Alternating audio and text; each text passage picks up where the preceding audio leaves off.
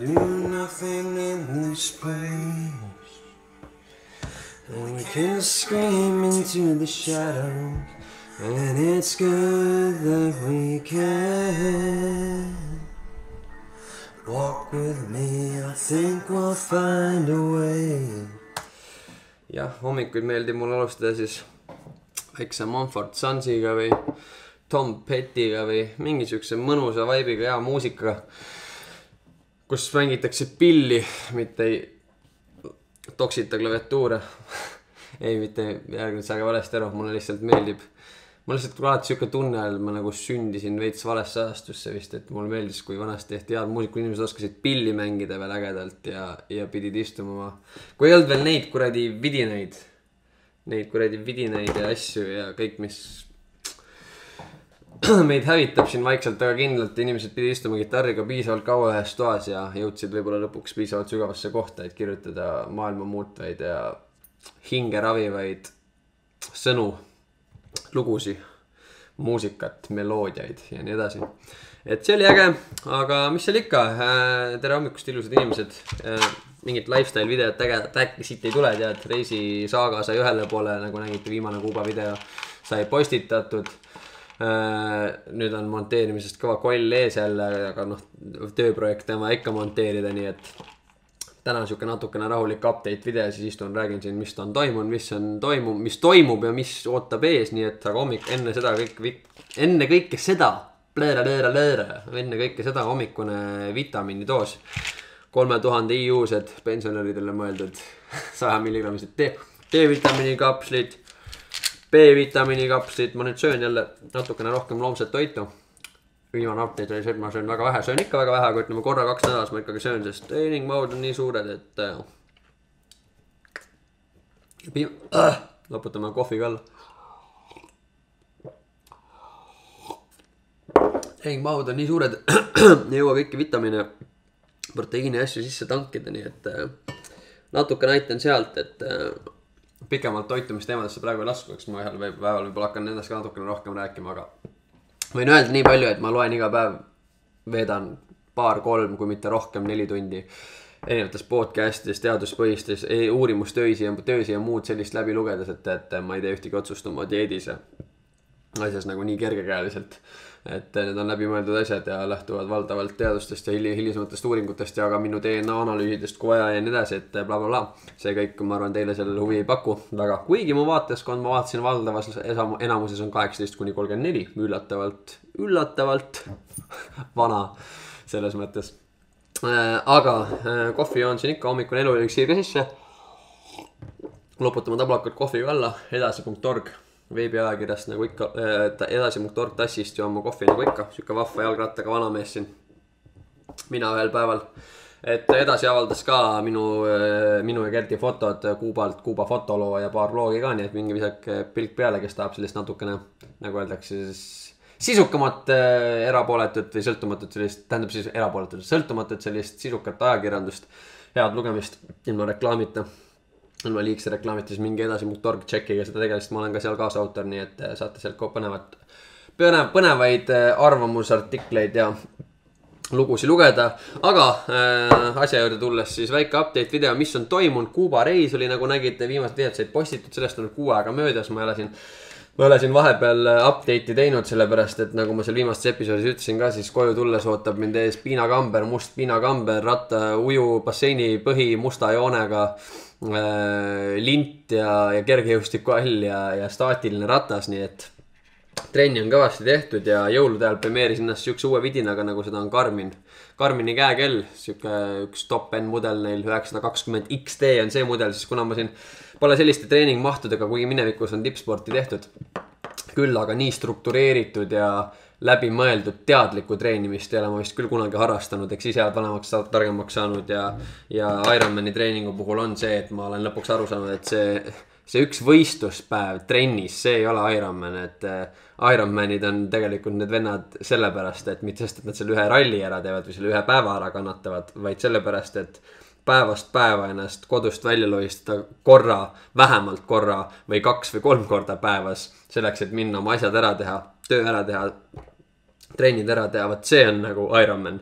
Ja selle kõrvalt kõik oma eraelu, töö, kõik balanssi saada ja neid jooksutada ja olla siis samal ajal veel kuidagi pereliige ja hea kaaslane ja hea sõber ja nii edasi ja abivalmis ja hea töötaja ja nii edasi, eks ole, et kõik need asjad inimeste eludes, et vot see on nagu Ironman, see on see raske osa sellest. Igatahes jäin siin vahepeal haigeks ka, kuna treeningkoormuse mahud on nii suured, vaata, et ei saa täpselt nagu aru, harjunud eluaeg nagu peab olema raske, et boksitrenn, mis ma tegin, eks ju, see on niisugune raske, kogu aeg on valus ja harjudki, et nagu kurat tegema nüüd nagu no pain, no gain on ju, mis on täielik bullshit on ju. Ja jalkas ka samamoodi, eks ju, kogu aeg peab olema raske ja nüüd ma saan aru, et nagu Ironman on niisugune nagu teistmoodi treening, kus sul peavadki olema raske, aga sul rasked päevad on ülirasked, aga kerged päevad on ülikerged selleks, et keha saaks paraneda. Ja kuna nii-öelda training stress score, mis training stressis selline arvutus või skoor oli nii kõrge, siis ma jäin siin, kuidagi immuunsüsteem andis nagu saba teatud hetkedel, sest et olid liiga kõvasti ennast pushin, ei saa aru, mis süda teeb, eks ole. See kõik on petlik, siis see vidin on nagu hea, see näitab sulle täpselt ära. Kõik ma enam trennin, ma pulsikellata ei tee ja näitab sulle ära, palju sa taastuma umbes peaksid peale seda ja pluss veel jooksudünaamikas kõik kaldenurgad, mis sammu tihedused, palju kaua su jalg nii-öelda maa peal aeg veedab ja kui kõrgele ta tõuseb ja suure kalde on su rind ja nii edasi, et nagu selles tehniliselt saad ka ennast päris palju korrigeerida, pluss kogu selle online tarkvaraga, mis see koos käib, ühesõnaga pikk jutt lühidalt. See on nagu väike treeningpartner ja aitab mul siis nii-öelda läbimõeldumalt trenni teha, enesetunne on hea. Tunne on parem, vorm paraneb ja nüüd on asi ametlik, sellepärast, et paar päeva tagasi siin sain regatud siis ennast ametlikult sinna Otepää Ironmanil ära. Kirjas lõbu on see, ma ütlen teile, 235 kulli oli, 253 kulli oli vist see osalemine ja see oli isegi nagu viimane aken veel.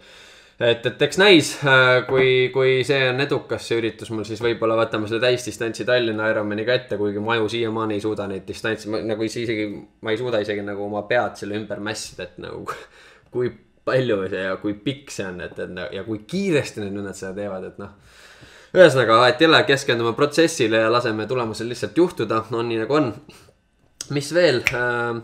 Siin viimase kuu jooksul mõned päevad tagasi sai filmitud siis Maike Lasturit, kellele veel spordimaailm ja see kõik huvi pakub tegemised seal siis. Maike Lastur on Eesti üks, julgen väita, et üks parimaid kindlasti kickboksijaid ja võitlussporti harrastajaid siis.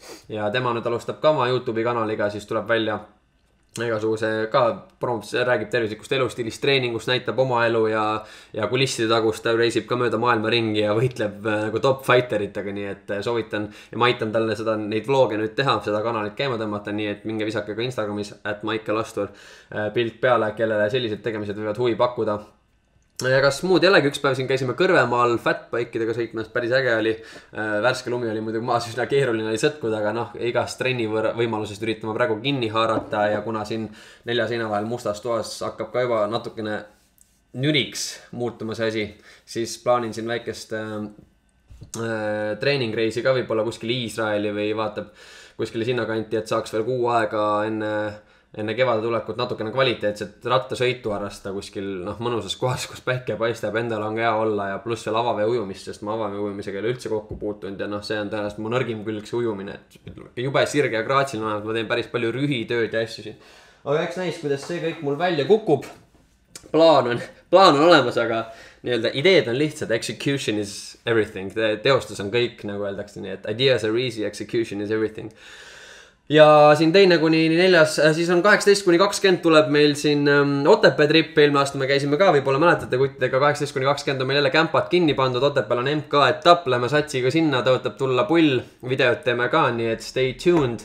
Ja 21. on mul sünnipäev, vaatab, kui kuskil ägedamalt tähistatud saab, siis ma ikkan teile ka välja, kellel väegi huvi on oodatud. Aga ma täpselt tean, mis ma teen, võib-olla korraldan kuttidele spordipäeva, vaatame, kuidas nendel meestel vorm on talverasa pealt, siin saavad natukene rapsida. Ja siis veebruari alguses tulevad siia maailmast, tuleb sellised huvitavad youtuberid tulevad Eestisse, meil siin võib-olla mõni teab, Exploring with Josh näiteks, mingi 3,5 miljonit subscriberit. Mul on au, tuleb ühesõnaga hängima siia minuga, et mitte minuga, aga ütleme, nad tulevad siis Inside TV-le mingit ägedat telesaadet tegema. Ja mul on siis au neid natukene siin ringi lohistada ja nendega aega veeta. Nii et võib-olla saame ka sealt midagi teile näidata. Igatahes tehtud on põnevaid asju, ees ootab põnevaid asju. Vorm on hea, tervis on tugev meel on kindel. Loodan, et ka teil sama palju ei ole seda alla poissi jäänud, nii et pushime vapralt läbi pime aeg, vitamiinid, kõik asjad hakkavad otsa korrale saama, jõudma. Väsimus võib peale tulla, jälgige, mis te sööte, värgid, särgid, sööge vitamiinid juurde, jälgige, mis te näost sisse saate, palju te und saate, nii edasi. Et terves kehas terve vaim endiselt. Muud ei olegi, näeme teiega siis järgmine kord ja olge ikka teineteisest head, hoidke jalgpedali lõpul kokku ja, eks ole. Tšau.